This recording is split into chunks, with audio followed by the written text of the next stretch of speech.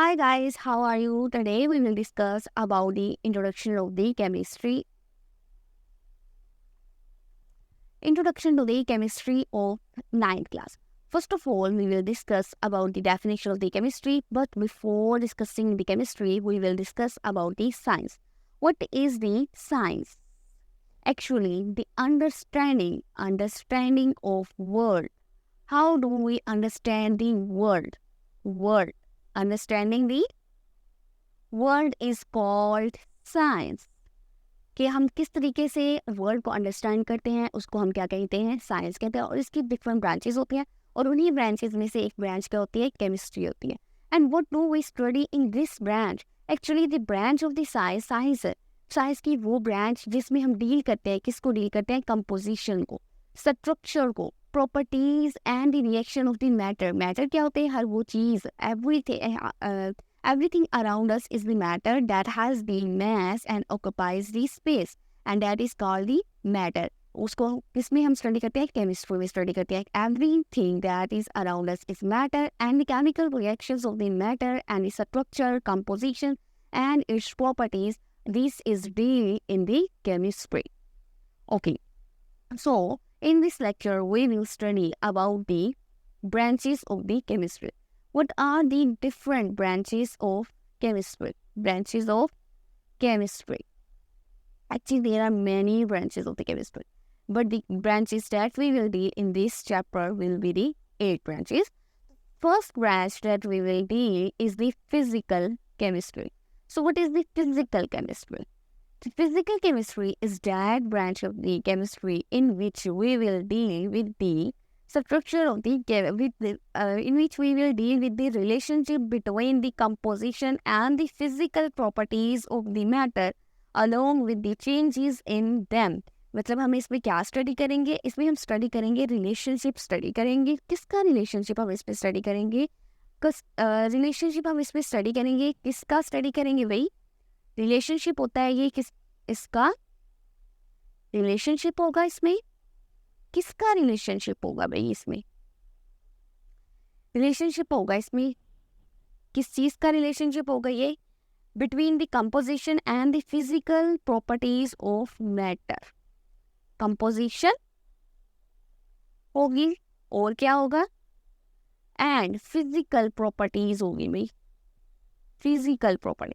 अब physical properties क्या होती हैं आपको पता होना चाहिए भाई। फिजिकल प्रॉपर्टीज क्या होंगी, फिजिकल प्रॉपर्टीज का मतलब होता है मेल्टिंग पॉइंट। क्या होता है, melting point, boiling point, melting point आ जाएगा इसमें, बॉइलिंग पॉइंट आ जाएगा, और इसमें आ जाता है वेपर प्रेशर। ये सारी जो प्रॉपर्टीज होती हैं, ये कौन सी प्रॉपर्टीज होती हैं, ये सारी प्रॉपर्टीज आ जाती हैं किसमें, फिजिकल प्रॉपर्टीज में।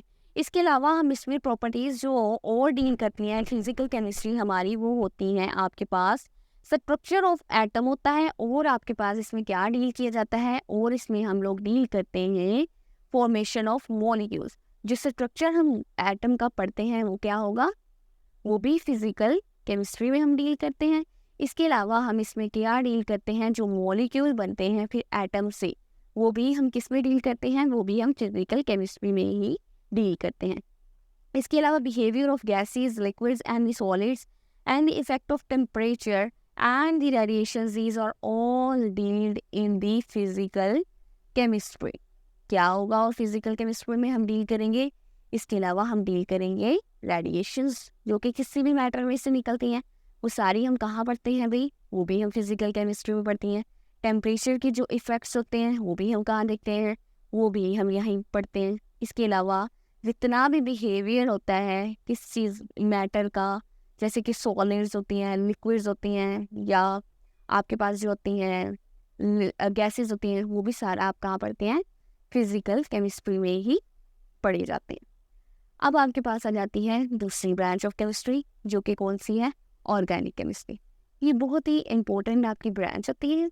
इसमें वो आपको सारी की सारी चीज़ें डील करते हैं जो कि जिसमें मौजूद होते हैं कार्बन के एटम्स आपके, और आपके हाइड्रोजन के एटम भी।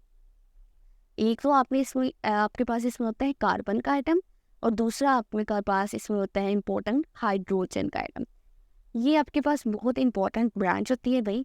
सिर्फ और सिर्फ इसमें 2 ही एटम होते हैं जो कि मिलकर आपकी ये पूरी ब्रांच बनाते हैं, कार्बन का और हाइड्रोजन का। लेकिन ये नहीं, ऐसा नहीं होता सिर्फ यही 2 एटम आपके पास इसमें शामिल होते हैं, और भी बहुत सारे एटम शामिल होते हैं। लेकिन कोई भी स्ट्रक्चर या कोई भी मॉलिक्यूल आपके पास इस ब्रांच में अगर प्रेजेंट होगा ना, तो ये 2 एटम ज़रूर शामिल होंगे। लेकिन इसके अलावा जो इसमें इंपॉर्टेंट हो सकते हैं, वो सल्फर भी प्रेजेंट हो सकता है, ऑक्सीजन भी प्रेजेंट हो सकता है, इसके अलावा नाइट्रोजन प्रेजेंट हो सकता है, फास्फोरस प्रेजेंट हो सकता है। लेकिन ये तभी प्रेजेंट होंगे अगर ये 2 प्रेजेंट इनमें मौजूद होंगे। अगर ये सारे प्रेजेंट हो भी जाएं, लेकिन इनमें से सिर्फ कार्बन नहीं लगा लो, अगर सिर्फ कार्बन प्रेजेंट हो और इसके साथ ये 2 प्रेजेंट है, नाइट्रोजन प्रेजेंट है, फास्फोरस प्रेजेंट है, कार्बन प्रेजेंट है, लेकिन ये हाइड्रोजन मिसिंग है, तो क्या वो मेंबर होगा ऑर्गेनिक केमिस्ट्री की ब्रांच का? वो नहीं होगा मेंबर ऑर्गेनिक केमिस्ट्री की ब्रांच का। ऑर्गेनिक केमिस्ट्री का मेंबर होने के लिए ज़रूरी है कि आपके पास कार्बन भी प्रेजेंट हो और हाइड्रोजन भी प्रेजेंट हो। कार्बन और हाइड्रोजन और उसके डेरिवेटिव्स में क्या होगा? कार्बन और हाइड्रोजन और इसके अलावा कोई और हेटेरो एटम, मतलब कोई और मेंबर मिलेगा, और फिर आपके पास क्या होगा? ऑर्गेनिक केमिस्ट्री का वो मेंबर बन जाएगा। ये मिलकर क्या बनाते हैं? ऑर्गेनिक केमिस्ट्री बनाती है, और ये एक इंपॉर्टेंट ब्रांच होती है ऑर्गेनिक केमिस्ट्री की। इसके अलावा क्या होते हैं? ये वाले बहुत ज़्यादा कंपाउंड्स बनाए जाते हैं। कहाँ पे बनाए जाते हैं भाई? लेबॉरेटरी में बनाए जाते हैं। लेबॉरेटरी में ये क्यों बनाए जाते हैं? क्योंकि ये लेबॉरेटरी में बनाने का मकसद क्या होता है? क्योंकि सिंथेटिकली इसकी इम्पोर्टेंट इतनी ज़्यादा है ना, इतनी ज़्यादा है कि आपके जो है लाइफ के हर फील्ड में ये यूज हो रहे हैं। अब उसकी मैं अगर आपको कहीं इम्पोर्टेंस देती हूँ ना, तो फार्मास्यूटिकल कंपनीज में जितनी भी हैं, वो सारी जो भी अद्वियात बनाती हैं ना, फार्मास्यूटिकल जो भी अद्वियात बनाती हैं, वो क्या है? वो सारी की सारी ऑर्गेनिक इन नेचर है। फिर मैं कहती हूँ पेट्रोकेमिकल्स की जो इंडस्ट्रीज होती हैं, नेचुरली जो भी केमिकल्स ड्राइव करती हैं या बनाती हैं, वो सारी क्या है? वो सारी ऑर्गेनिक इन नेचर है। इसके अलावा आपके पास जो फाइबर्स आते हैं, जो आप कपड़े पहनते हैं, नायलॉन्स होते हैं, वो सारे क्या है? वो ऑर्गेनिक इन नेचर है। इसके अलावा आपके पास और क्या होते हैं भाई? इसके अलावा आपके पास जो भी naturally occurring as well as synthesized compound, सारे के सारे जो है ऑर्गेनिक इन नेचर होते हैं। आपके पास इसका स्कोप इतना ज़्यादा वसी है ना, कि आप लोग कोई भी चीज़ अगर आजकल बना रहे हैं ना, इवन के प्लास्टिक्स में भी आजकल ऑर्गेनिक के कंपोनेंट्स जो है ना वो यूज़ किए जा रहे हैं। कि हालांकि प्लास्टिक जो है ना वो इनऑर्गेनिक का पहले बनाया जाता था। इसके अलावा ऑर्गेनिक के पॉलीमर्स आजकल बहुत ज़्यादा यूटिलाइज किए जा रहे हैं। उसके बाद आप चलते हैं हम अपने, आपके पास जो आपकी नेक्स्ट ब्रांच आती है ना, वो आती है आपके पास कौन सी? इनऑर्गेनिक इन नेचर होती है। वो क्या नेम होगा उसका भाई? नेक्स्ट होती है इनऑर्गेनिक केमिस्ट्री। Inorganic chemistry. अच्छा, इनऑर्गेनिक केमिस्ट्री का नेम से ही पता चल रहा है कि पहले अगर ऑर्गेनिक थी ना, अब इन है। इन का मतलब ये है कि पहले जो ऑर्गेनिक केमिस्ट्री में जो कंपाउंड्स थे ना, अब इनऑर्गेनिक केमिस्ट्री में वो मिसिंग हो गए, वो नहीं होंगे। मतलब कार्बन और हाइड्रोजन से रिलेटेड जितने कंपाउंड आप पहले पढ़ चुके हैं ना, वो कंपाउंड अब इसमें वो नहीं पढ़ेंगे। उसके अलावा जितने भी कंपोनेंट्स आपके पास प्रेजेंट है, वो इस ब्रांच में आपने अब क्या करने हैं? रीड करने हैं। ये किसको डील करती है? All the elements and there components को डील करेगी। ऑल, तमाम के तमाम कंपोनेंट्स को ये डील करेगी। कंपोनेंट्स को ये डील करेगी। Elements, all the components of elements except. अब एक्सेप्ट तो करने हैं ना, अब किसके एक्सेप्ट?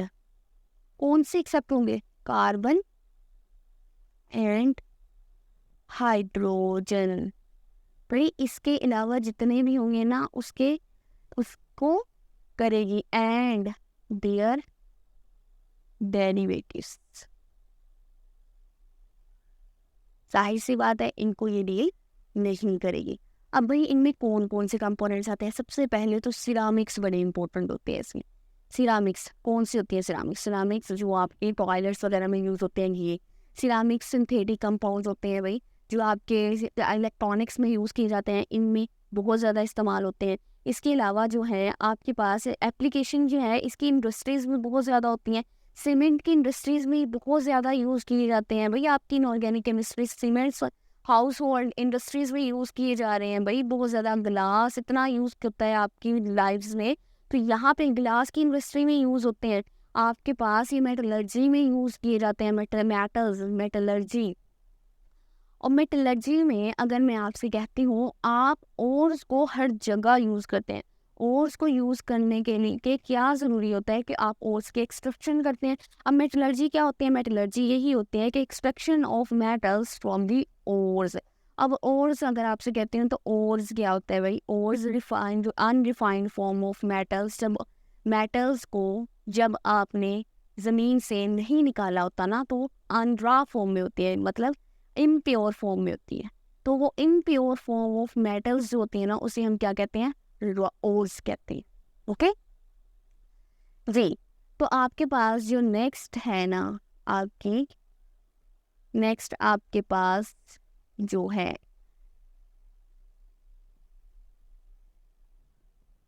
ब्रांच ऑफ केमिस्ट्री, वो है बायो केमिस्ट्री। नेम इसका तो भाई आपका इंडिकेट कर रहा है कि बायो केमिस्ट्री होती क्या है भाई। बायोकेमिस्ट्री कहती है, बायो मीन लाइफ, और chemistry mean composition, chemistry mean chemical reactions. Chemical reactions वो सारे के सारे केमिकल रिएक्शंस जो कि एक ह्यूमन बॉडी में हो रहे हैं, वो सारे क्या हैं? वो बायोकेमिकल रिएक्शंस की ब्रांच बना देंगे। केमिकल रिएक्शंस जो कि एक ह्यूमन बॉडी के अंदर हो रहे हैं, वो क्या बना रहे हैं? बायोकेमिस्ट्री बना रहे हैं। इसमें तमाम केमिकल रिएक्शंस हो रहे हैं, सारे के सारे एंजाइमेटिक रिएक्शंस जो आपकी बॉडी के अंदर हो रहे हैं, वो क्या बना रहे हैं? वो बायोकेमिस्ट्री बना रहे हैं, वो आपकी बॉडी की ब्रांच बना रहे हैं। सारे के सारे केमिकल रिएक्शन कंपोजिशंस उनकी, तो it covers all the chemical processes taking place in the living organisms such as the synthesis and the metabolism of the biomolecules। अब इसमें क्या आ जाएंगी? सिंथेसिस आ जाएगी। भाई सिंथेसिस में क्या क्या शामिल होता है? सबसे पहले तो मुझे ये बताया जाए, सिंथेसिस में क्या क्या शामिल होगा ना। सिंथेसिस में क्या हो सकता है? कार्बोहाइड्रेट्स बन सकते हैं ना, फिर प्रोटीन्स बन सकती हैं, उसके बाद फैट्स बन सकती हैं, मतलब कि जिसे क्या कहते हैं? लिपिड्स भी कहते हैं। इसके अलावा बॉडी में और कौन से रिएक्शंस हो सकते हैं? बॉडी में कैटाबॉलिज्म हो सकती है ना, कैटाबॉलिज्म हो सकती है, मतलब बॉडी में एटीपी बनती है कि नहीं बनती है टूट फूट कर। और इसके अलावा बॉडी में कौन से रिएक्शंस होते हैं? बॉडी में क्रेब्स साइकिल के रिएक्शंस होते हैं ना। ये सारे के सारे जो रिएक्शंस होते हैं, ये कहाँ आते हैं?